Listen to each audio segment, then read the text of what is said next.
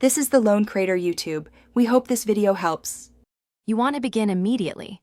Remove the belt clip and back plate using a Phillips driver. There are usually 2-3 screws. Once exposed, make sure to work over a cloth so small springs and screws don't roll away. Check the tape's lock action now and note whether it sticks, won't engage, or retracts too fast. This observation helps you identify the faulty part. While you're opening it, keep the housing halves oriented so reassembly is straightforward. Once inside, inspect the pawl, spring, and ratchet teeth closely. Wear or burrs prevent proper engagement, while dust or grit can block movement. Use isopropyl alcohol and a soft brush to remove grime, then dry completely so the spring won't corrode. Make sure to test the pawl engagement by manually actuating it. If the pawl is bent, straighten gently or replace. Finally, apply a single, tiny drop of silicone or light oil to pivot points.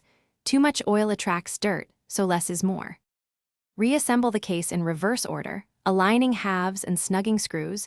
Don't over-tighten because distortion causes binding.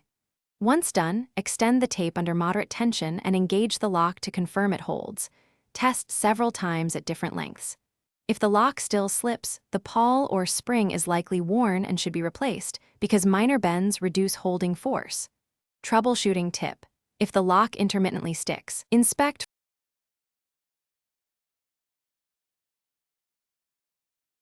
Thanks for watching. Consider subscribing if we helped you.